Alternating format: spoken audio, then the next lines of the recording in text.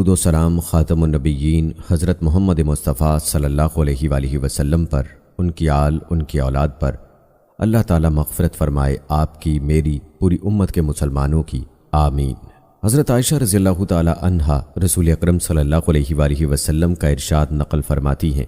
جو 12 رکعتیں پڑھنے کی پابندی کرتا ہے اللہ تعالیٰ اس کے لیے جنت میں محل بناتے ہیں۔ 4 رکعت ظہر سے پہلے، 4 رکعت مغرب کے بعد، 2 رکعت عشاء کے بعد اور 2 رکعت فجر سے پہلے۔ حضرت عائشہ رضی اللہ تعالی عنہا سے روایت ہے کہ نبی کریم صلی اللہ علیہ وآلہ وسلم کو نوافل اور سنتوں میں کسی نماز کا اتنا زیادہ اہتمام نہ تھا جتنا کہ فجر کی نماز سے پہلے 2 رکعت سنت پڑھنے کا اہتمام تھا۔ حضرت عائشہ رضی اللہ تعالی عنہا سے روایت ہے کہ نبی کریم صلی اللہ علیہ وآلہ وسلم نے فجر کی 2 رکعت سنتوں کے بارے میں ارشاد فرمایا، یہ 2 رکعتیں مجھے ساری دنیا سے زیادہ محبوب ہیں۔ حضرت ام حبیبہ رضی اللہ تعالی عنہا سے روایت ہے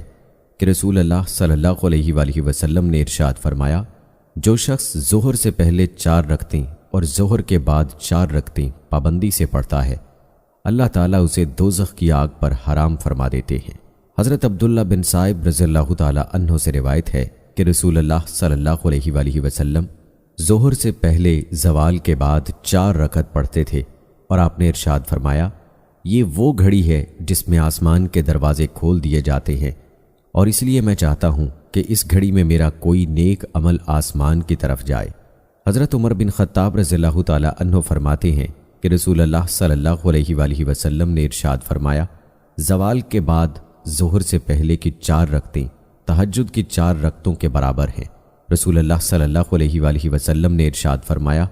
اس وقت ہر چیز اللہ تعالیٰ کی تسبیح کرتی ہے۔ پھر آیت کریمہ تلاوت فرمائی جس کا ترجمہ ہے،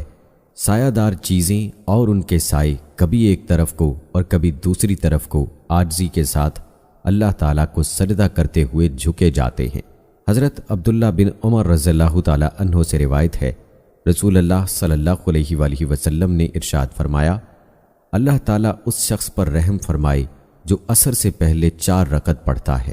حضرت ابو ہریرہ رضی اللہ تعالی عنہ سے روایت ہے کہ رسول اللہ صلی اللہ علیہ وآلہ وسلم نے ارشاد فرمایا، جو رمضان کی رات میں اللہ تعالیٰ کے وعدوں پر یقین کرتے ہوئے اور اس کے اجر و انعام کے شوق میں نماز تراویح پڑھتا ہے، اس کے پچھلے سب گناہ معاف ہو جاتے ہیں۔ حضرت عبد الرحمن رضی اللہ تعالی عنہ سے روایت ہے کہ رسول اللہ صلی اللہ علیہ وآلہ وسلم نے ایک مرتبہ رمضان کے مہینے کا ذکر کرتے ہوئے ارشاد فرمایا، یہ ایسا مہینہ ہے کہ جس کے روزوں کو اللہ تعالیٰ نے تم پر فرض کیا ہے اور میں نے تمہارے لیے اس کی تراویح کو سنت قرار دیا ہے۔ جو شخص اللہ تعالیٰ کے وعدوں پر یقین کرتے ہوئے اس کے اجر و انعام کے شوق میں اس مہینے کے روزے رکھتا ہے اور تراویح پڑھتا ہے، وہ گناہوں سے اس طرح پاک ہو جاتا ہے جیسا کہ اپنی ماں سے آج ہی پیدا ہوا ہو۔ حضرت ابو فاطمہ رضی اللہ تعالی عنہ فرماتے ہیں کہ مجھے نبی کریم صلی اللہ علیہ وآلہ وسلم نے ارشاد فرمایا، ابو فاطمہ، اگر تم مجھ سے آخرت میں ملنا چاہتے ہو تو سجدے زیادہ کیا کرو، یعنی نماز کثرت سے پڑھا کرو۔ حضرت ابو ہریرہ رضی اللہ تعالی عنہ سے روایت ہے کہ رسول اللہ صلی اللہ علیہ وآلہ وسلم نے ارشاد فرمایا، رمضان المبارک کے بعد سب سے افضل روزے ماہ محرم کے ہیں اور فرض نمازوں کے بعد سب سے افضل نماز رات کی ہے۔ حضرت ایاس بن معاویہ مزنی رحمۃ اللہ علیہ سے روایت ہے کہ رسول اللہ صلی اللہ علیہ وآلہ وسلم نے ارشاد فرمایا، تہجد ضرور پڑھا کرو، اگرچہ اتنی تھوڑی دیر ہی کے لیے ہو جتنی دیر میں بکری کا دودھ دوہا جاتا ہے، اور جو نماز بھی عشاء کے بعد پڑھی جائے وہ تہجد میں شامل ہے۔ حضرت عبداللہ رضی اللہ تعالی عنہ سے روایت ہے کہ رسول اللہ صلی اللہ علیہ وآلہ وسلم نے ارشاد فرمایا، رات کی نفل نماز دن کی نفل نماز سے ایسے ہی افضل ہے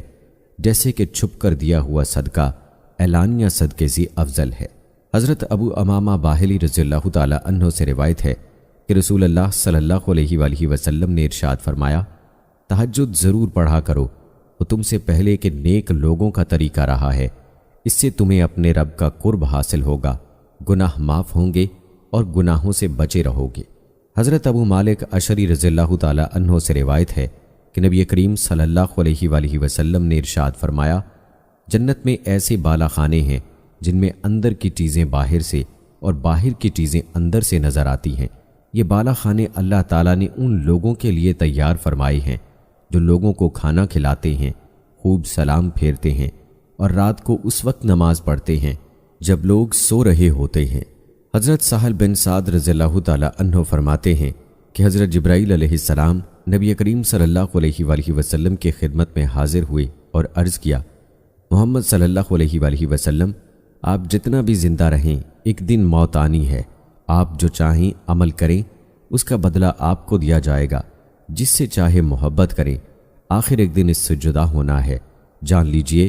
کہ مومن کی بزرگی تہجد پڑھنے میں ہے اور مومن کی عزت لوگوں سے بے نیاز رہنے میں ہے۔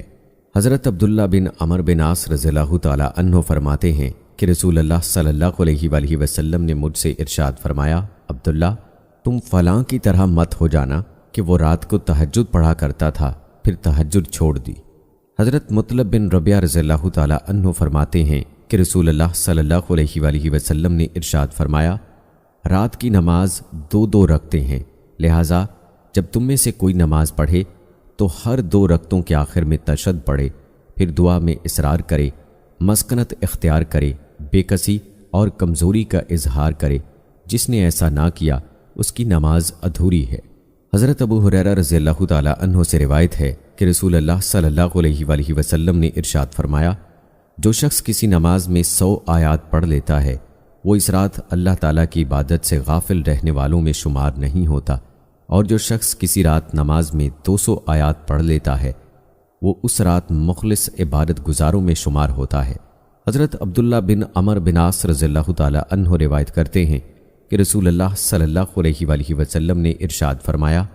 جو شخص تہجد میں 10 آیتیں پڑھ لیتا ہے وہ اس رات غافلین میں شمار نہیں ہوتا، جو 100 آیتیں پڑھ لیتا ہے اس کا شمار عبادت گزاروں میں ہوتا ہے، اور جو 1000 آیتیں پڑھ لیتا ہے وہ ان لوگوں میں شمار ہوتا ہے جن کو کنتار برابر ثواب ملتا ہے۔ حضرت ابو ہریرہ رضی اللہ تعالی عنہ سے روایت ہے کہ رسول اللہ صلی اللہ علیہ وآلہ وسلم نے ارشاد فرمایا کہ کنتار 12,000 اوقیہ کا ہوتا ہے، اور ہر اوقیہ زمین و آسمان کے درمیان کی تمام چیزوں سے بہتر ہے۔ حضرت ابو ہریرہ رضی اللہ تعالی عنہ سے روایت ہے کہ رسول اللہ صلی اللہ علیہ وآلہ وسلم نے ارشاد فرمایا، اللہ تعالیٰ اس شخص پر رحمت فرمائے جو رات کو اٹھ کر تہجد پڑھے، پھر اپنی بیوی کو بھی جگائے اور وہ بھی نماز پڑھے، اور اگر نیند کے غلبے کی وجہ سے وہ نہ اٹھی تو اس کے منہ پر پانی کا ہلکا سا چھینٹا دے کر جگا دے، اور اسی طرح اللہ تعالیٰ اس عورت پر رحمت فرمائے جو رات کو اٹھ کر تہجد پڑھے، پھر اپنے شوہر کو جگائے اور وہ بھی نماز پڑھے، اور اگر نہ اٹھے تو اس کے منہ پر پانی کا ہلکا سا چھینٹا دے کر اٹھا دے۔ حضرت ابو سعید اور حضرت ابو ہریرہ رضی اللہ تعالی عنہ سے روایت ہے کہ رسول اللہ صلی اللہ علیہ وآلہ وسلم نے ارشاد فرمایا، جب آدمی رات میں اپنے گھر والوں کو جگاتا ہے اور میاں بیوی دونوں تہجد کی کم از کم 2 رکعت پڑھ لیتے ہیں تو ان دونوں کا شمار کثرت سے ذکر کرنے والوں میں ہو جاتا ہے۔ حضرت عائشہ رضی اللہ تعالی عنہا سے روایت ہے کہ رسول اللہ صلی اللہ علیہ وآلہ وسلم نے ارشاد فرمایا،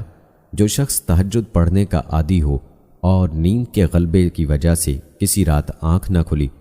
تو اللہ تعالیٰ اس کے لیے تہجد کا ثواب لکھ دیتے ہیں، اور اس کا سونا اللہ تعالیٰ کی طرف سے اس پر ایک انعام ہے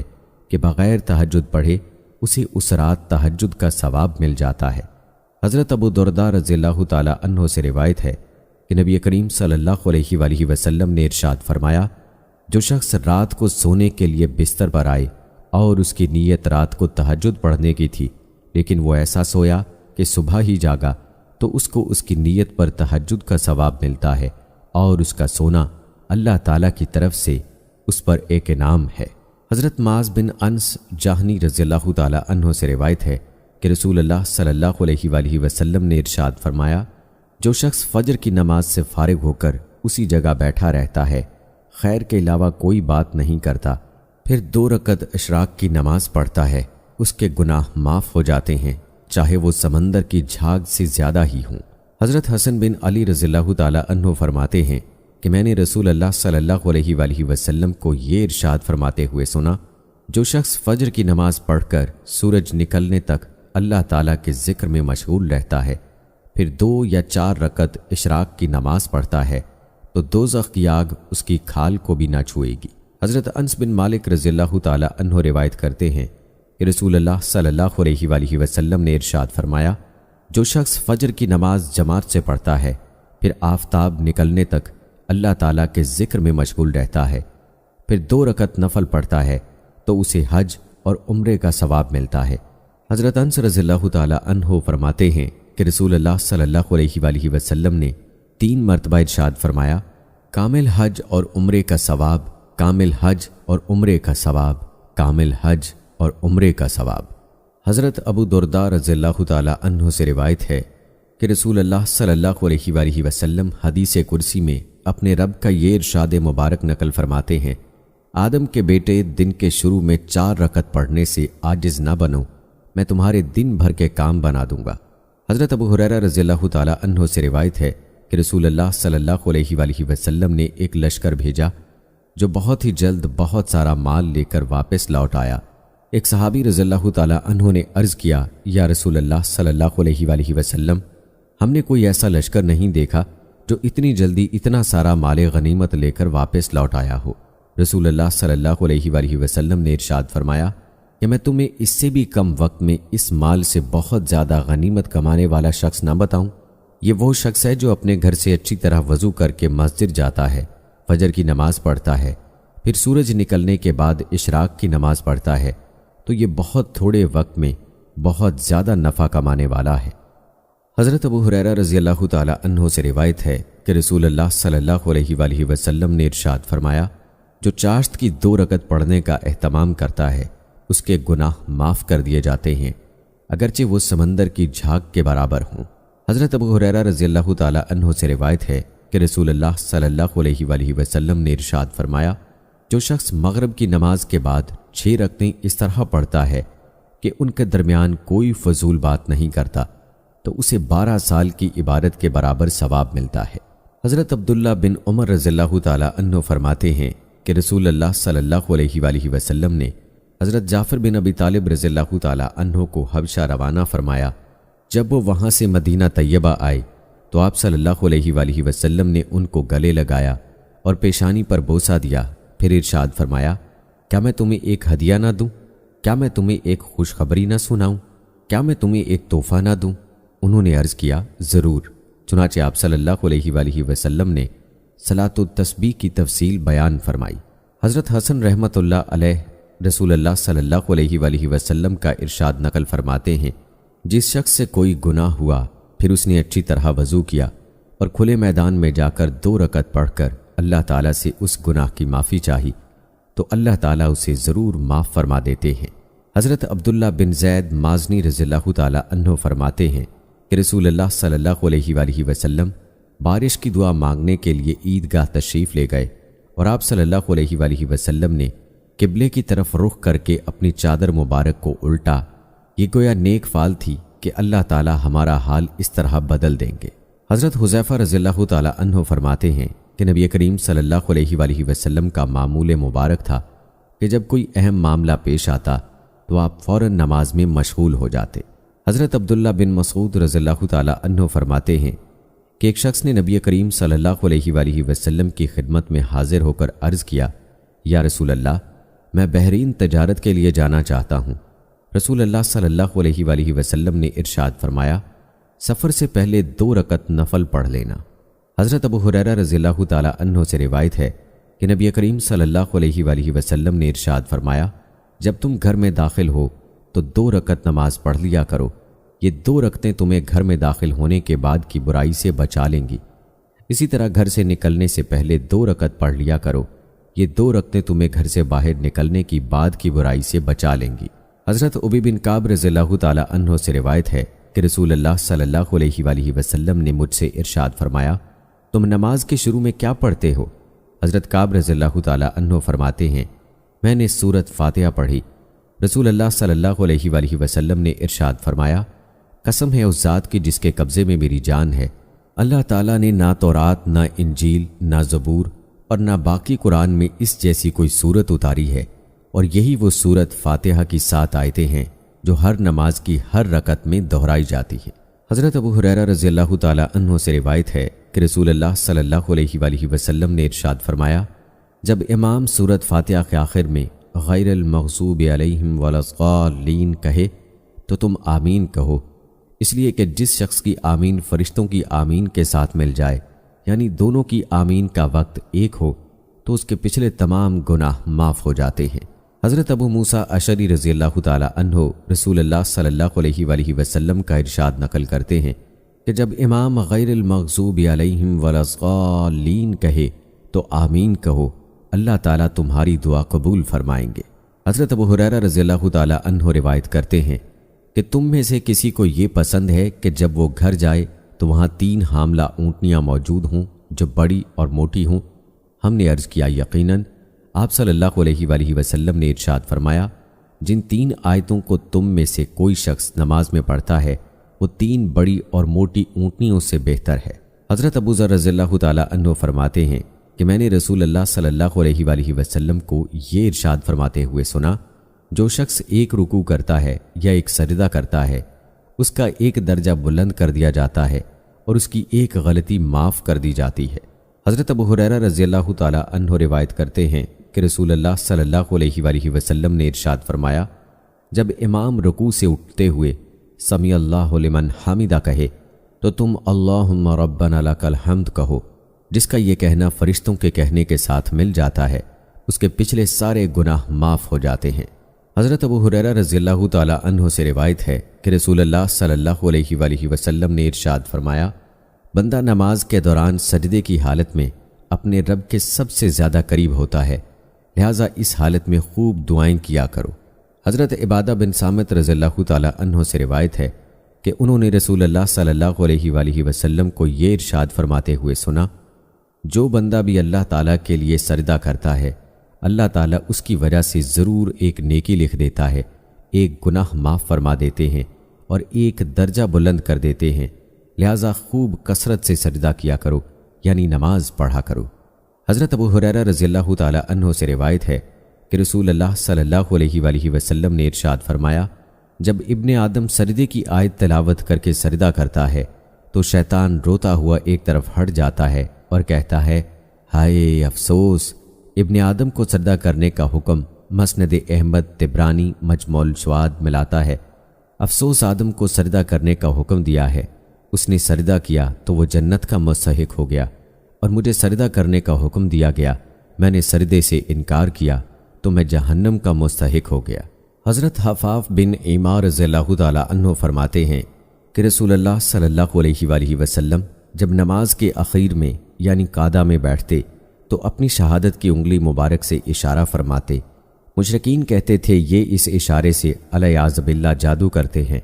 حالانکہ مشرکین جھوٹ بولتے تھے، بلکہ رسول اللہ صلی اللہ علیہ وآلہ وسلم اس سے توحید کا اشارہ فرماتے تھے، یعنی یہ اللہ تعالیٰ کے ایک ہونے کا اشارہ ہے۔ حضرت نافع رحمۃ اللہ علیہ فرماتے ہیں کہ حضرت عبداللہ بن عمر رضی اللہ تعالی عنہ جب نماز کے قعدہ میں بیٹھتے تو اپنے دونوں ہاتھ اپنے دونوں گھٹنوں پر رکھتے اور شہادت کی انگلی سے ارشاد فرماتے اور نگاہ انگلی پر رکھتے، پھر نماز کے بعد فرماتے، رسول اللہ صلی اللہ علیہ وآلہ وسلم کا ارشاد ہے کہ شہادت کی انگلی شیطان پر لوہے سے زیادہ سخت ہے، یعنی تشہد کی حالت میں شہادت کی انگلی سے اللہ تعالیٰ کی وحدانیت کا اشارہ کرنا شیطان پر کسی کو نیزے وغیرہ مارنے سے بھی زیادہ سخت ہے۔ اللہ تعالیٰ کا ارشاد ہے، صبر اور نماز کے ذریعے سے مدد لیا کرو، بے شک وہ نماز دشوار ضرور ہے مگر جن کے دلوں میں خشوع ہے ان پر کچھ بھی دشوار نہیں۔ حضرت عثمان رضی اللہ تعالی عنہ فرماتے ہیں کہ میں نے رسول اللہ صلی اللہ علیہ وآلہ وسلم کو یہ ارشاد فرماتے ہوئے سنا، جو مسلمان بھی فرض نماز کا وقت آنے پر اس کے لیے اچھی طرح وضو کرتا ہے، پھر خشوع کے ساتھ نماز پڑھتا ہے، جس میں رکوع بھی اچھی طرح کرتا ہے، تو جب تک کبیرہ گناہ نہ کرے یہ نماز اس کے لیے پچھلے گناہوں کا کفارہ بن جاتی ہے، اور نماز کی یہ فضیلت اس کو ہمیشہ حاصل ہوتی رہتی ہے۔ حضرت عقبہ بن عامر جاہنی رضی اللہ تعالی عنہ نبی کریم صلی اللہ علیہ وآلہ وسلم کا ارشاد نقل کرتے ہیں کہ جو مسلمان بھی کامل وضو کرتا ہے پھر اپنی نماز میں اس طرح دھیان سے کھڑا ہوتا ہے کہ معلوم ہو کہ وہ کیا پڑھ رہا ہے، تو نماز سے اس حال میں فارغ ہوتا ہے کہ اس پر کوئی گناہ نہیں ہوتا، جیسی اس دن تھا جس دن اس کو اس کی ماں نے جنا تھا۔ حضرت جابر رضی اللہ تعالی عنہ فرماتے ہیں کہ ایک شخص رسول اللہ صلی اللہ علیہ وآلہ وسلم کی خدمت میں حاضر ہوئے اور عرض کیا یا رسول اللہ صلی اللہ علیہ وآلہ وسلم، کون سی نماز سب سے افضل ہے؟ ارشاد فرمایا، جس نماز میں قیام لمبا ہو۔ حضرت مغیرہ رضی اللہ تعالیٰ عنہ فرماتے ہیں کہ نبی کریم صلی اللہ علیہ وآلہ وسلم نماز میں اتنا لمبا قیام فرماتے کہ آپ صلی اللہ علیہ وآلہ وسلم کے پاؤں مبارک پر ورم آ جاتا۔ آپ سے عرض کیا گیا کہ اللہ تعالیٰ نے آپ کے اگلے پچھلے گناہ اگر ہوں بھی تو معاف فرما دیے ہیں، پھر آپ اتنی مشقت کیوں اٹھاتے ہیں؟ ارشاد فرمایا، کیا اس بات پر میں شکر گزار بندہ نہ بنوں؟ حضرت عمار بن یاسر رضی اللہ تعالیٰ عنہ فرماتے ہیں کہ میں نے رسول اکرم صلی اللہ علیہ وآلہ وسلم کو یہ ارشاد فرماتے ہوئے سنا، آدمی نماز سے فارغ ہوتا ہے اور اس کے لیے ثواب کا 10واں حصہ لکھا جاتا ہے، اسی طرح بعض کے لیے 9واں، 8واں، 7واں، 6واں، 5واں، چوتھائی، دہائی، آدھا حصہ لکھا جاتا ہے۔ حضرت فضل بن عباس رضی اللہ تعالیٰ عنہ فرماتے ہیں کہ رسول اللہ صلی اللہ علیہ وآلہ وسلم نے ارشاد فرمایا، نماز کی 2 رکعتیں اس طرح پڑھو کہ ہر 2 رکعتوں کے آخر میں تشہد پڑھو۔ نماز میں عاجزی، سکون اور مسکنت کا اظہار کرو۔ نماز سے فارغ ہونے کے بعد اپنے دونوں ہاتھوں کو دعا کے لیے اپنے رب کے سامنے اس طرح اٹھاؤ کہ دونوں ہاتھوں کی ہتھیلیاں تمہارے چہرے کی طرف ہوں، پھر 3 بار یا رب یا رب کہہ کر دعا کرو۔ جس نے اس طرح نہ کیا اس کی نماز اجر و ثواب کے لحاظ سے ناقص ہے۔ حضرت ابوذر رضی اللہ تعالیٰ عنہ روایت کرتے ہیں کہ رسول اللہ صلی اللہ علیہ وآلہ وسلم نے ارشاد فرمایا، اللہ تعالیٰ بندے کی طرف اس وقت تک توجہ فرماتے ہیں جب تک وہ نماز میں کسی اور طرف متوجہ نہ ہو۔ جب بندہ اپنی توجہ نماز سے ہٹا لیتا ہے تو اللہ تعالیٰ بھی اس سے اپنی توجہ ہٹا لیتے ہیں۔ حضرت حذیفہ رضی اللہ تعالیٰ عنہ سے روایت ہے کہ نبی کریم صلی اللہ علیہ وآلہ وسلم نے ارشاد فرمایا، آدمی جب نماز پڑھنے کھڑا ہوتا ہے تو اللہ تعالیٰ اس کی طرف پوری توجہ فرماتے ہیں یہاں تک کہ وہ نماز سے فارغ ہو جائے یا نماز میں کوئی ایسا عمل کر لے جو نماز کے خشوع کے خلاف ہو۔ حضرت ابوذر رضی اللہ تعالیٰ عنہ سے روایت ہے کہ نبی کریم صلی اللہ علیہ وآلہ وسلم نے ارشاد فرمایا، جب تم میں کوئی شخص نماز کے لیے کھڑا ہو تو نماز کی حالت میں بلا ضرورت کنکریوں کو ادھر ادھر نہ کرے، کیونکہ اس وقت اللہ تعالیٰ کی خاص رحمت اس کی طرف متوجہ ہوتی ہے۔ حضرت سمرہ رضی اللہ تعالیٰ عنہ فرماتے ہیں کہ رسول اللہ صلی اللہ علیہ وآلہ وسلم ہمیں حکم فرمایا کرتے تھے کہ جب ہم نماز کی حالت میں سجدے سے سر اٹھائیں تو اطمینان سے زمین پر بیٹھے، پنجوں کے بل نہ بیٹھیں۔ حضرت عبداللہ بن عمر رضی اللہ تعالیٰ عنہ روایت کرتے ہیں کہ رسول اللہ صلی اللہ علیہ وآلہ وسلم نے ارشاد فرمایا، اس شخص کی طرح نماز پڑھا کرو جو سب سے رخصت ہونے والا ہو، یعنی جس کو گمان ہو کہ یہ میری زندگی کی آخری نماز ہے، اور اس طرح نماز پڑھو گویا تم اللہ تعالیٰ کو دیکھ رہے ہو۔ اگر یہ حالت پیدا نہ ہو سکے تو کم از کم یہ کیفیت ضرور ہو کہ اللہ تعالیٰ تمہیں دیکھ رہا ہے۔ حضرت عبداللہ فرماتے ہیں کہ ابتدائے اسلام میں ہم رسول اللہ صلی اللہ علیہ وآلہ وسلم کو نماز کی حالت میں سلام کیا کرتے تھے، اور آپ صلی اللہ علیہ وآلہ وسلم ہمیں سلام کا جواب دیا کرتے تھے۔ جب ہم نجاشی کے پاس سے واپس آئے تو ہم نے پہلی عادت کے مطابق آپ صلی اللہ علیہ وآلہ وسلم کو سلام کیا، آپ نے ہمیں جواب نہ دیا۔ ہم نے عرض کیا، یا رسول اللہ صلی اللہ علیہ وآلہ وسلم، پہلے ہم آپ کو نماز کی حالت میں سلام کرتے تھے، آپ جواب دیتے تھے، لیکن اس مرتبہ آپ نے جواب نہ دیا۔ آپ صلی اللہ علیہ وآلہ وسلم نے ارشاد فرمایا، نماز میں صرف نماز ہی کی طرف مشغول رہنا چاہیے۔ حضرت عبداللہ رضی اللہ تعالیٰ عنہ فرماتے ہیں کہ میں نے رسول اللہ صلی اللہ علیہ وآلہ وسلم کو نماز پڑھتے ہوئے دیکھا۔ آپ صلی اللہ علیہ وآلہ وسلم کے سینے مبارک سے رونے کی آواز سانس رکنے کی وجہ سے ایسی مسلسل آ رہی تھی جیسے چکی کی آواز ہوتی ہے۔ حضرت ابن عباس رضی اللہ تعالیٰ عنہ سے روایت ہے کہ نبی کریم صلی اللہ علیہ وآلہ وسلم نے ارشاد فرمایا، فرض نماز کی مثال ترازو کی سی ہے، جو نماز کو پوری طرح ادا کرتا ہے اسے پورا اجر ملتا ہے۔ حضرت عثمان بن ابی دہرشی رضی اللہ تعالیٰ عنہ سے روایت ہے کہ نبی کریم صلی اللہ علیہ وآلہ وسلم نے ارشاد فرمایا، اللہ تعالیٰ بندے کے اسی عمل کو قبول فرماتے ہیں جس میں وہ اپنے بدن کے ساتھ دل کو بھی متوجہ رکھتا ہے۔ حضرت ابو ہریرہ رضی اللہ تعالیٰ عنہ سے روایت ہے کہ رسول اللہ صلی اللہ علیہ وآلہ وسلم نے ارشاد فرمایا،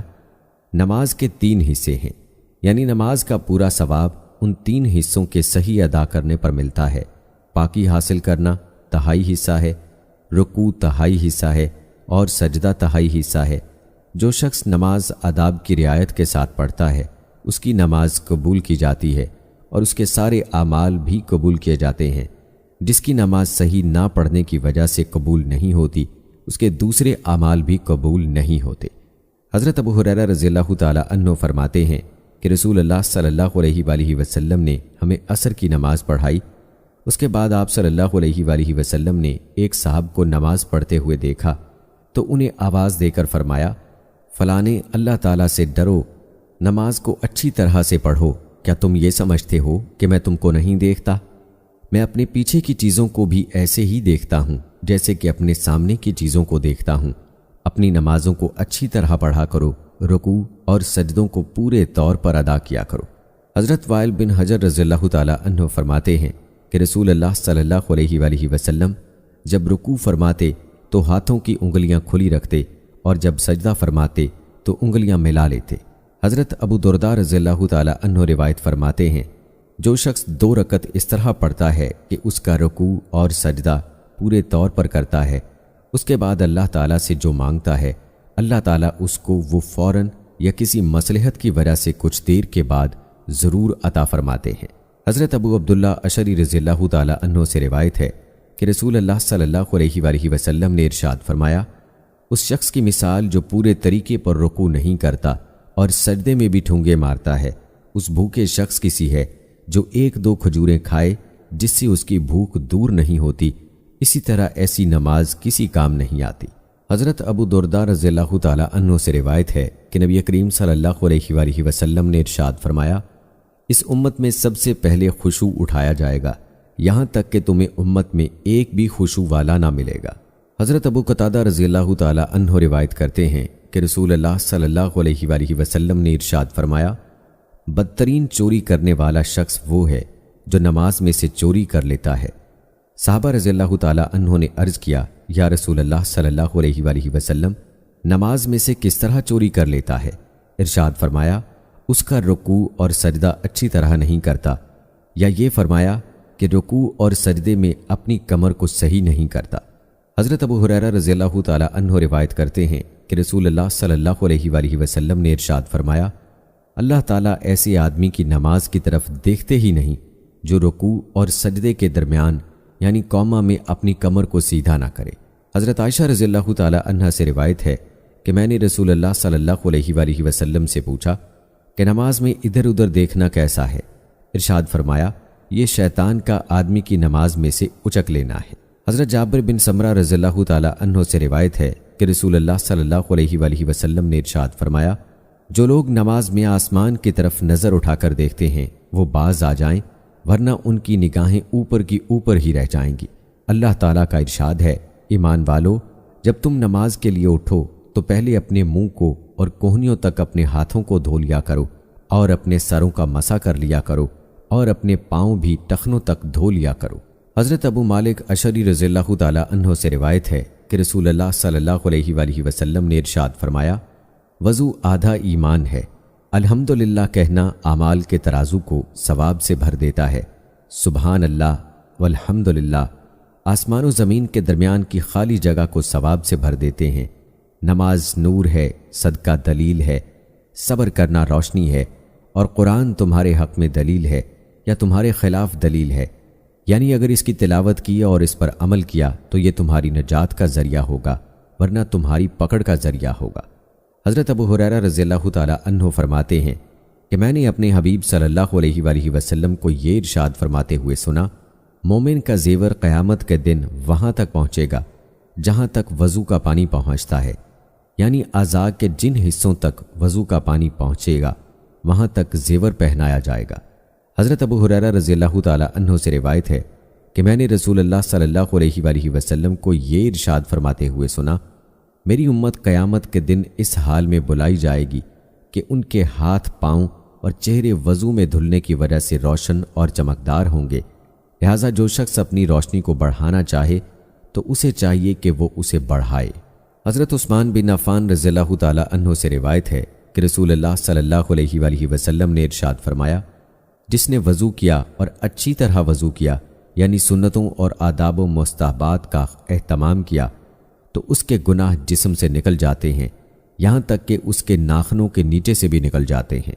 حضرت عثمان بن عفان رضی اللہ تعالی عنہ فرماتے ہیں کہ میں نے رسول اللہ صلی اللہ علیہ وآلہ وسلم کو یہ ارشاد فرماتے ہوئے سنا،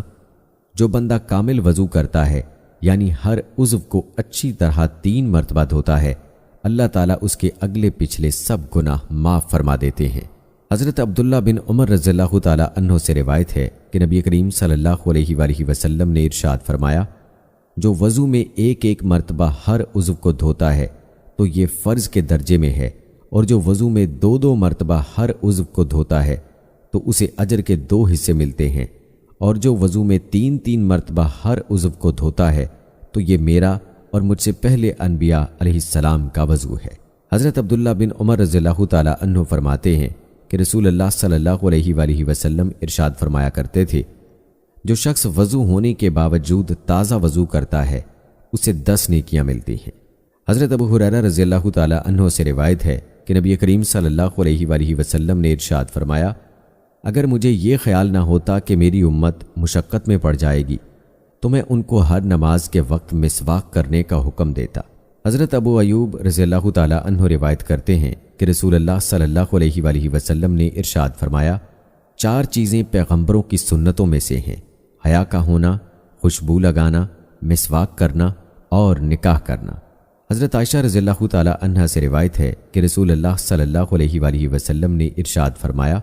10 چیزیں انبیاء علیہ السلام کی سنتوں میں سے ہیں، مونچھیں کاٹنا، داڑھی بڑھانا، مسواک کرنا،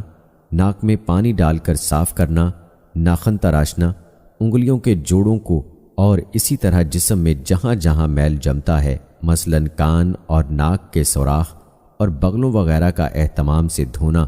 بغل کے بال اکھیڑنا، زیر ناف بال مونڈنا اور پانی سے استنجا کرنا۔ حدیث کے راوی حضرت مصعب رحمۃ اللہ علیہ فرماتے ہیں کہ 10ویں چیز میں بھول گیا، میرا گمان ہے کہ 10ویں چیز کولی کرنا ہے۔ حضرت عائشہ رضی اللہ تعالی عنہا سے روایت ہے کہ نبی کریم صلی اللہ علیہ وآلہ وسلم نے ارشاد فرمایا، مسواک منہ کو صاف کرنے والی ہے اور اللہ تعالیٰ کی خوشنودی کا ذریعہ ہے۔ حضرت ابو امامہ رضی اللہ تعالی عنہ سے روایت ہے کہ رسول اللہ صلی اللہ علیہ وآلہ وسلم نے ارشاد فرمایا، جب بھی جبرائیل علیہ السلام میرے پاس آئے مجھے مسواک کرنے کی تاکید کی، یہاں تک کہ مجھے اندیشہ ہونے لگا کہ مسواک زیادہ کرنے کی وجہ سے میں اپنے مسوڑوں کو چھیل نہ ڈالوں۔ حضرت عائشہ رضی اللہ تعالی عنہا سے روایت ہے کہ رسول اللہ صلی اللہ علیہ وآلہ وسلم دن یا رات میں جب بھی سو کر اٹھتے تو وضو کرنے سے پہلے مسواک ضرور فرماتے۔ حضرت علی رضی اللہ تعالی عنہ سے روایت ہے کہ رسول اللہ صلی اللہ علیہ وآلہ وسلم نے ارشاد فرمایا، جب بندہ مسواک کر کے نماز کے لیے کھڑا ہوتا ہے تو فرشتہ اس کے پیچھے کھڑا ہو جاتا ہے اور اس کی تلاوت خوب دھیان سے سنتا ہے، پھر اس کے بہت قریب آ جاتا ہے، یہاں تک کہ اس کے منہ پر اپنا منہ رکھ دیتا ہے۔ قرآن کریم کا جو بھی لفظ اس نمازی کے منہ سے نکلتا ہے سیدھا فرشتے کے پیٹ میں پہنچتا ہے اور اس طرح یہ فرشتوں کا محبوب بن جاتا ہے۔ اس لیے تم اپنے منہ قرآن کریم کی تلاوت کے لیے صاف ستھرے رکھو، یعنی مسواک کا اہتمام کرو۔ حضرت عائشہ رضی اللہ تعالی عنہا سے روایت ہے کہ نبی کریم صلی اللہ علیہ وآلہ وسلم نے ارشاد فرمایا، مسواک کر کے 2 رکعتیں پڑھنا بغیر مسواک کیے 70 رکعتیں پڑھنے سے افضل ہے۔ حضرت حذیفہ رضی اللہ تعالی عنہ سے روایت ہے کہ رسول اللہ صلی اللہ علیہ وآلہ وسلم جب تہجد کے لیے اٹھتے تو مسواک سے اپنے منہ کو اچھی طرح رگڑ کر صاف کرتے۔ حضرت شریح رحمۃ اللہ علیہ فرماتے ہیں، میں نے ام المومنین حضرت عائشہ رضی اللہ تعالی عنہا سے پوچھا کہ نبی کریم صلی اللہ علیہ وآلہ وسلم جب گھر میں تشریف لاتے تو سب سے پہلے کیا کام کرتے؟ انہوں نے فرمایا، سب سے پہلے آپ صلی اللہ علیہ وآلہ وسلم مسواک کرتے تھے۔ حضرت زید بن خالد جہنی رضی اللہ تعالی عنہ سے روایت ہے کہ رسول اللہ صلی اللہ علیہ وآلہ وسلم کسی نماز کے لیے اس وقت تک نہیں نکلتے تھے جب تک مسواک نہ فرما لیتے۔ اللہ تعالیٰ کی مسجدوں کو آباد کرنا انہی لوگوں کا کام ہے جو اللہ تعالیٰ پر اور قیامت کے دن پر ایمان لائے اور نماز کی پابندی کی اور زکوٰۃ دی اور اللہ تعالیٰ پر ایسا توکل کیا کہ سوائے اللہ تعالیٰ کے کسی اور سے نہ ڈرے۔ ایسے لوگوں کے بارے میں امید ہے کہ یہ لوگ ہدایت پانے والوں میں سے ہوں گے، یعنی اللہ تعالیٰ نے انہیں ہدایت دینے کا وعدہ فرمایا ہے۔ حضرت ابو ہریرہ رضی اللہ تعالی عنہ سے روایت ہے کہ رسول اللہ صلی اللہ علیہ وآلہ وسلم نے ارشاد فرمایا، اللہ تعالیٰ کو سب جگہوں سے زیادہ محبوب مساجد ہیں اور سب سے زیادہ ناپسندیدہ جگہیں بازار ہیں۔ حضرت ابن عباس رضی اللہ تعالیٰ عنہ فرماتے ہیں کہ زمین میں اللہ تعالیٰ کے گھر مساجد ہیں، یہ آسمان والوں کے لیے ایسے چمکتے ہیں جیسا کہ زمین والوں کے لیے آسمان کے تارے چمکتے ہیں۔ حضرت عمر بن خطاب رضی اللہ تعالیٰ عنہ فرماتے ہیں کہ میں نے رسول اللہ صلی اللہ علیہ وآلہ وسلم کو یہ ارشاد فرماتے ہوئے سنا، جس نے کوئی مسجد بنائی جس میں اللہ تعالیٰ کا نام لیا جاتا ہو تو اللہ تعالیٰ اس کے لیے جنت میں ایک محل بنا دیتے ہیں۔ حضرت ابو ہریرہ رضی اللہ تعالیٰ عنہ سے روایت ہے کہ رسول اللہ صلی اللہ علیہ وآلہ وسلم نے ارشاد فرمایا، جو شخص صبح اور شام مسجد جاتا ہے اللہ تعالیٰ اس کے لیے جنت میں مہمانی کا انتظام فرماتے ہیں۔ جتنی مرتبہ صبح یا شام مسجد جاتا ہے اتنی ہی مرتبہ اللہ تعالیٰ اس کے لیے مہمانی کا انتظام فرماتے ہیں۔ حضرت ابو امامہ رضی اللہ تعالیٰ عنہ سے روایت ہے کہ رسول اللہ صلی اللہ علیہ وآلہ وسلم نے ارشاد فرمایا، صبح اور شام مسجد جانا اللہ تعالیٰ کے راستے میں جہاد کرنے میں داخل ہے۔ حضرت ابو سعید خدری رضی اللہ تعالیٰ عنہ سے روایت ہے کہ رسول اللہ صلی اللہ علیہ وآلہ وسلم نے ارشاد فرمایا، جو شخص مسجد سے محبت رکھتا ہے اللہ تعالیٰ اس سے محبت فرماتے ہیں۔ حضرت ابو درداء رضی اللہ تعالیٰ عنہ سے روایت ہے کہ میں نے رسول اللہ صلی اللہ علیہ وآلہ وسلم کو یہ ارشاد فرماتے ہوئے سنا، مسجد ہر متقی کا گھر ہے اور اللہ تعالیٰ نے اپنے ذمے لیا ہے کہ جس کا گھر مسجد ہو اسے راحت دوں گا، اس پر رحمت کروں گا، پل صراط کا راستہ آسان کر دوں گا، اپنی رضا نصیب کر دوں گا اور اسے جنت عطا کر دوں گا۔ حضرت معاذ بن جبل رضی اللہ تعالیٰ عنہ سے روایت ہے کہ نبی کریم صلی اللہ علیہ وآلہ وسلم نے ارشاد فرمایا، شیطان انسان کا بھیڑیا ہے بکریوں کے بھیڑیے کی طرح کہ وہ ہر ایسی بکری کو پکڑ لیتا ہے جو ریوڑ سے دور ہو، الگ تھلگ ہو، اس لیے گھاٹیوں میں ٹولیاں بن کر ٹھہرنے سے بچو، اجتماعیت کو، عام لوگوں میں رہنے کو اور مسجد کو لازم پکڑو۔ حضرت ابو سعید رضی اللہ تعالیٰ عنہ سے روایت ہے کہ رسول اللہ صلی اللہ علیہ وآلہ وسلم نے ارشاد فرمایا، جب تم کسی کو بکثرت مسجد میں آنے والا دیکھو تو اس کے ایماندار ہونے کی گواہی دو۔ اللہ تعالیٰ کا سورہ توبہ میں ارشاد ہے، مسجدوں کو وہی لوگ آباد کرتے ہیں جو اللہ تعالیٰ پر اور آخرت کے دن پر ایمان رکھتے ہیں۔ حضرت ابو ہریرہ رضی اللہ تعالیٰ عنہ سے روایت ہے کہ نبی کریم صلی اللہ علیہ وآلہ وسلم نے ارشاد فرمایا، جو مسلمان نماز اور اللہ تعالیٰ کے ذکر کے لیے مساجد کو اپنا ٹھکانہ بنا لیتا ہے تو اللہ تعالیٰ اس سے ایسے خوش ہوتے ہیں جیسے گھر کے لوگ اپنے کسی گھر والے کے واپس آنے پر خوش ہوتے ہیں۔ حضرت ابو ہریرہ رضی اللہ تعالیٰ عنہ سے روایت ہے کہ نبی کریم صلی اللہ علیہ وآلہ وسلم نے ارشاد فرمایا، جس شخص نے مساجد کو ٹھکانہ بنایا ہوا تھا، یعنی مساجد میں کثرت سے آتا جاتا تھا، پھر وہ کسی کام میں مشغول ہو گیا یا بیماری کی وجہ سے رک گیا،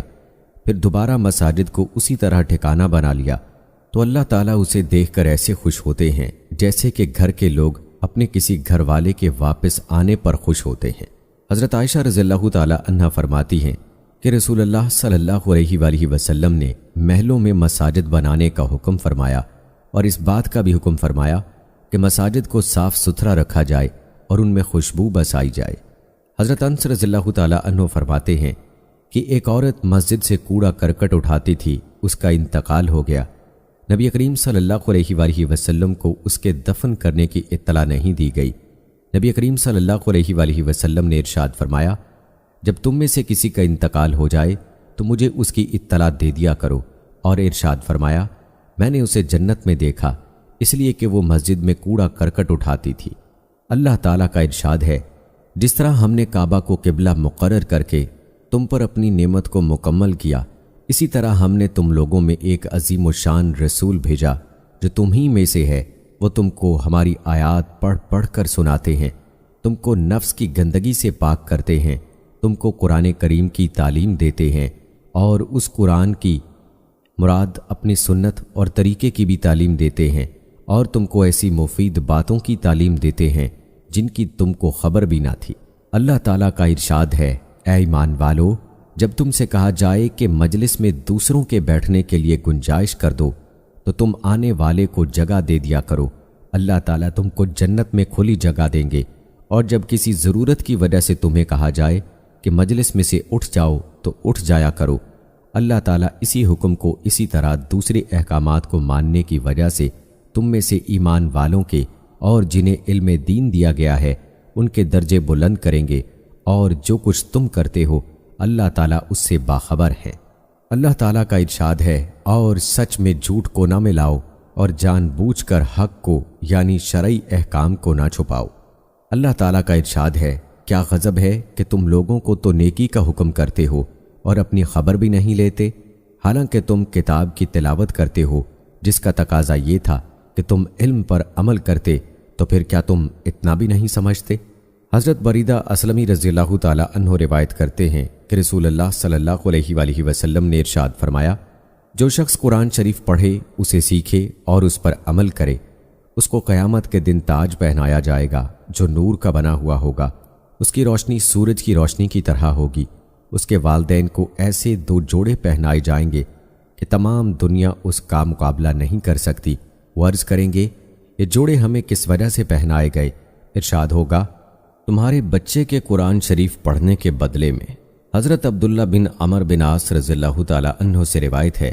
کہ رسول اللہ صلی اللہ علیہ وآلہ وسلم نے ارشاد فرمایا، جس شخص نے کلام اللہ شریف پڑھا اس نے علوم نبوت کو اپنی پسلیوں کے درمیان لے لیا،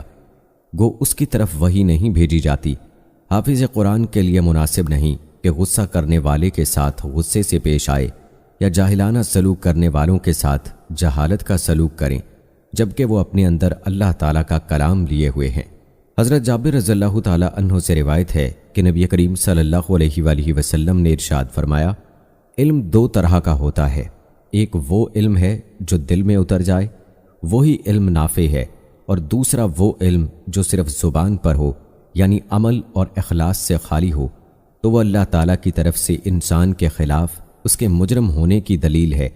یعنی یہ علم الزام دے گا کہ جاننے کے باوجود عمل کیوں نہیں کیا۔ حضرت معاویہ رضی اللہ تعالیٰ عنہ فرماتے ہیں، میں نے رسول اللہ صلی اللہ علیہ وآلہ وسلم کو یہ ارشاد فرماتے ہوئے سنا، اللہ تعالیٰ جس شخص کے ساتھ بھلائی کا ارادہ فرماتے ہیں اسے دین کی سمجھ عطا فرماتے ہیں، میں تو صرف تقسیم کرنے والا ہوں جبکہ اللہ تعالیٰ عطا کرنے والے ہیں۔ حضرت انس رضی اللہ تعالیٰ عنہ فرماتے ہیں کہ رسول اللہ صلی اللہ علیہ وآلہ وسلم نے ارشاد فرمایا، قیامت کی علامات میں سے ہے کہ علم اٹھا لیا جائے گا، جہالت آ جائے گی، شراب کھلم کھلا پی جائے گی اور زنا پھیل جائے گا۔ حضرت ابو سعید خدری رضی اللہ تعالیٰ عنہ سے روایت ہے کہ رسول اللہ صلی اللہ علیہ وآلہ وسلم نے ارشاد فرمایا، مومن بھلائی یعنی علم سے کبھی سیر نہیں ہوتا، وہ علم کی باتوں کو سن کر سیکھتا رہتا ہے یہاں تک کہ اسے موت آ جاتی ہے اور جنت میں داخل ہو جاتا ہے۔ حضرت ابو ذر رضی اللہ تعالیٰ عنہ فرماتے ہیں کہ نبی کریم صلی اللہ علیہ وآلہ وسلم نے مجھ سے ارشاد فرمایا، ابو ذر، اگر تم صبح جا کر ایک آیت کلام اللہ شریف کی سیکھ لو تو نوافل کی 100 رکعت سے افضل ہے، اور اگر ایک باب علم کا سیکھ لو خواہ وہ اس وقت کا عمل ہو یا نہ ہو، مطلب تیمم کے مسائل، تو 1000 رکعت نوافل پڑھنے سے بہتر ہے۔ حضرت ابو ہریرہ رضی اللہ تعالیٰ عنہ فرماتے ہیں کہ میں نے رسول اللہ صلی اللہ علیہ وآلہ وسلم کو یہ ارشاد فرماتے ہوئے سنا، جو میری اس مسجد یعنی مسجد نبوی میں صرف کسی خیر کی بات کو سیکھنے یا سکھانے کے لیے آئے تو وہ ثواب میں اللہ تعالیٰ کے راستے میں جہاد کرنے والے کے درجے میں ہے، اور جو اس کے علاوہ کسی اور غرض سے آئے تو وہ اس شخص کی طرح ہے جو دوسرے کے ساز و سامان کو دیکھ رہا ہو، اور ظاہر ہے کہ دوسرے کی چیزوں کو دیکھنے سے اپنا کوئی فائدہ نہیں۔ حضرت ابو ہریرہ رضی اللہ تعالیٰ عنہ فرماتے ہیں کہ میں نے ابو القاسم رضی اللہ تعالیٰ عنہ کو یہ ارشاد فرماتے ہوئے سنا، تم میں سب سے بہتر وہ ہیں جو تم میں سب سے اچھے اخلاق والے ہیں، جبکہ ساتھ ساتھ ان میں دین کی سمجھ بھی ہو۔ حضرت ابو امامہ رضی اللہ تعالیٰ عنہ سے روایت ہے کہ نبی کریم صلی اللہ علیہ وآلہ وسلم نے ارشاد فرمایا، جو شخص خیر کی بات سیکھنے یا سکھانے ہی کے لیے مسجد جائے تو اس کا ثواب اس حاجی کے ثواب کی طرح ہے جس کا حج کامل ہو۔ حضرت ابن عباس رضی اللہ تعالیٰ عنہ سے روایت ہے کہ رسول اللہ صلی اللہ علیہ وآلہ وسلم نے ارشاد فرمایا، لوگوں کو دین سکھاؤ، ان کے ساتھ آسانی کا برتاؤ کرو اور سختی کا برتاؤ نہ کرو۔ حضرت عبداللہ بن مسعود رضی اللہ تعالیٰ عنہ فرماتے ہیں کہ رسول اللہ صلی اللہ علیہ وآلہ وسلم نے ارشاد فرمایا، جب اللہ تعالیٰ کسی بندے کے ساتھ بھلائی کا ارادہ فرماتے ہیں تو اسے دین کی سمجھ عطا فرماتے ہیں اور صحیح بات اس کے دل میں ڈالتے ہیں۔ حضرت ابو سعید خدری رضی اللہ تعالیٰ عنہ نے نبی کریم صلی اللہ علیہ وآلہ وسلم کا ارشاد نقل فرمایا تمہارے پاس لوگ مشرق کی جانب سے دین کا علم سیکھنے آئیں گے، لہٰذا جب وہ تمہارے پاس آئیں تو ان کے ساتھ بھلائی کا معاملہ کرنا۔ حضرت ابو سعید رضی اللہ تعالیٰ عنہ کے شاگرد ابو ہارون عبدی کہتے ہیں کہ جب حضرت ابو سعید رضی اللہ تعالیٰ عنہ ہمیں دیکھتے تو فرماتے، خوش آمدید ان لوگوں کو جن کے بارے میں رسول اللہ صلی اللہ علیہ وآلہ وسلم نے ہمیں وصیت فرمائی۔ حضرت واصلہ بن اسقا رضی اللہ تعالیٰ عنہ روایت فرماتے ہیں کہ رسول اللہ صلی اللہ علیہ وآلہ وسلم نے ارشاد فرمایا، جو شخص علم کی تلاش میں لگے پھر اس کو حاصل بھی کر لے تو اللہ تعالیٰ اس کے لیے 2 اجر لکھتے ہیں، اور جو شخص علم کا طالب ہو لیکن اس کو حاصل نہ کر سکے تو اللہ تعالیٰ اس کے لیے 1 اجر لکھتے ہیں۔ حضرت ثعلبہ بن حکم رضی اللہ تعالیٰ عنہ روایت کرتے ہیں کہ رسول اللہ صلی اللہ علیہ وآلہ وسلم نے ارشاد فرمایا، قیامت کے دن جب اللہ تعالیٰ اپنے بندوں کے درمیان تشریف فرما ہوں گے تاکہ اپنے بندے کے درمیان فیصلہ فرمائے تو علماء سے فرمائیں گے، میں نے اپنے علم اور حلم یعنی نرمی اور برداشت سے تمہیں اس لیے نوازا تھا کہ میں چاہتا تھا کہ تمہاری کوتاہیوں کے باوجود تم سے درگزر کروں، اور مجھ کو اس کی کوئی پرواہ نہیں، یعنی تم چاہے کتنے ہی بڑے گناہ گار ہو، تمہیں بخشنا میرے نزدیک کوئی بڑی بات نہیں۔ حضرت ابو درداء رضی اللہ تعالیٰ عنہ فرماتے ہیں کہ میں نے رسول اللہ صلی اللہ علیہ وآلہ وسلم کو ارشاد فرماتے ہوئے سنا، عالم کی موت ایسی مصیبت ہے جس کی تلافی نہیں ہو سکتی، اور ایسا نقصان ہے جو پورا نہیں ہو سکتا، اور وہ عالم ایسا ستارہ ہوتا ہے جو موت کی وجہ سے بے نور ہو گیا۔ ایک پورے قبیلے کی موت ایک عالم کی موت سے ہلکی ہے۔ حضرت انس بن مالک رضی اللہ تعالیٰ عنہ فرماتے ہیں کہ نبی کریم صلی اللہ علیہ وآلہ وسلم نے ارشاد فرمایا، علماء کی مثال ان ستاروں کی طرح ہے جس سے خشکی اور تری کے اندھیروں میں رہنمائی حاصل کی جاتی ہے۔ جب ستارے بے نور ہو جاتے ہیں تو اس بات کا امکان ہوتا ہے کہ راستہ چلنے والے بھٹک جائیں۔ حضرت ابن عباس رضی اللہ تعالیٰ عنہ فرماتے ہیں کہ رسول اللہ صلی اللہ علیہ وآلہ وسلم نے ارشاد فرمایا،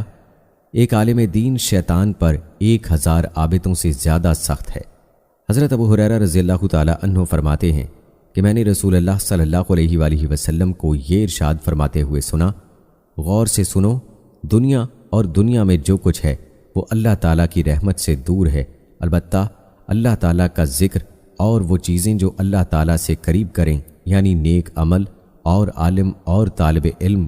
کہ یہ سب چیزیں اللہ تعالیٰ کی رحمت سے دور نہیں ہیں۔ حضرت ابو بکر رضی اللہ تعالیٰ عنہ فرماتے ہیں کہ میں نے رسول اللہ صلی اللہ علیہ وآلہ وسلم کو یہ ارشاد فرماتے ہوئے سنا، تم یا تو عالم بنو یا طالب علم بنو، یا علم توجہ سے سننے والے بنو، یا علم اور علم والوں سے محبت کرنے والے بنو،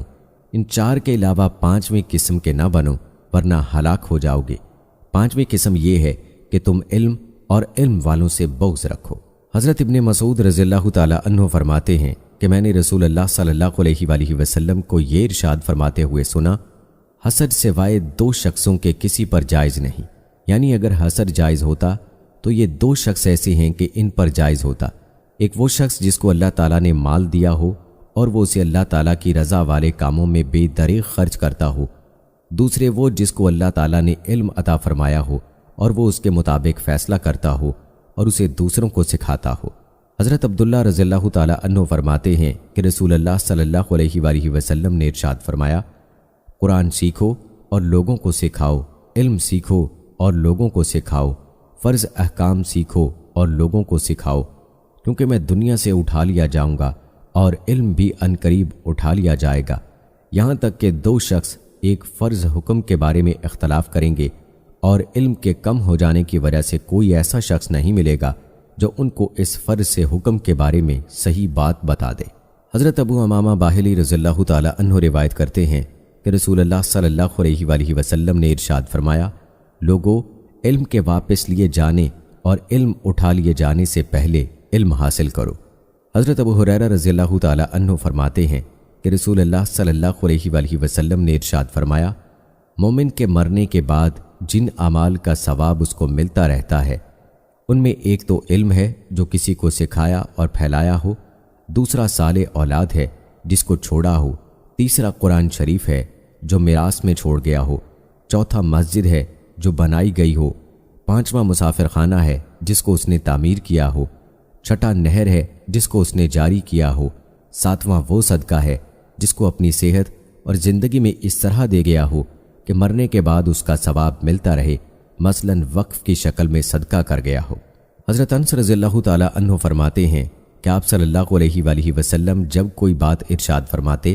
تو اس کو 3 مرتبہ دہراتے تاکہ اس بات کو سمجھ لیا جائے۔ حضرت ابو ہریرہ رضی اللہ تعالی عنہ سے روایت ہے کہ رسول اللہ صلی اللہ علیہ وآلہ وسلم نے ارشاد فرمایا، اللہ تعالیٰ اس شخص سے نفرت کرتے ہیں جو سخت مزاج ہو، زیادہ کھانے والا ہو، بازاروں میں چیخنے والا ہو، رات میں مردے کی طرح پڑا سوتا رہتا ہو، دن میں گدھے کی طرح مارا مارا پھرتا ہو، دنیا کے معاملات کا جاننے والا اور آخرت کے امور سے بالکل جاہل ہو۔ حضرت یزید بن سلمہ جعفری رضی اللہ تعالی عنہ فرماتے ہیں، میں نے عرض کیا یا رسول اللہ صلی اللہ علیہ وآلہ وسلم، میں نے آپ سے کئی حدیثیں سنی ہیں، مجھے اس بات کا ڈر ہے کہ آخری حدیثیں تو مجھے یاد رہیں اور پہلی حدیثیں یاد نہ رہیں، اس لیے مجھے کوئی جامع بات ارشاد فرما دے۔ رسول اللہ صلی اللہ علیہ وآلہ وسلم نے ارشاد فرمایا، جن امور کا تمہیں علم ہے ان کے بارے میں اللہ تعالیٰ سے ڈرتے رہو، یعنی اپنے علم کے مطابق عمل کرو۔ حضرت جابر بن عبداللہ رضی اللہ تعالی عنہ روایت کرتے ہیں کہ رسول اللہ صلی اللہ علیہ وآلہ وسلم نے ارشاد فرمایا، علماء پر بڑائی جتانے، بے وقوفوں سے جھگڑنے یعنی نا سمجھ عوام سے الجھنے اور مجلس جانے کے لیے علم حاصل نہ کرو، جو شخص ایسا کرے اس کے لیے آگ ہی آگ ہے۔ حضرت ابو ہریرہ رضی اللہ تعالی عنہ فرماتے ہیں کہ رسول اللہ صلی اللہ علیہ وآلہ وسلم نے ارشاد فرمایا، جس شخص سے علم کی کوئی بات پوچھی جائے اور وہ جاننے کے باوجود اس کو چھپائے تو اللہ تعالیٰ قیامت کے دن اس کے منہ میں آگ کی لگام ڈال دیں گے۔ حضرت ابو ہریرہ رضی اللہ تعالی عنہ سے روایت ہے کہ رسول اللہ صلی اللہ علیہ وآلہ وسلم نے ارشاد فرمایا، اس شخص کی مثال جو علم سیکھتا ہے پھر لوگوں کو نہیں سکھاتا، اس شخص کی طرح ہے جو خزانہ جمع کرتا ہے پھر اس میں سے خرچ نہیں کرتا۔ اللہ سے دعا ہے کہ اللہ تعالی ہمیں نبی کریم صلی اللہ علیہ وآلہ وسلم کے احکامات کے مطابق زندگی گزارنے کی توفیق عطا فرمائے، آمین ثم آمین۔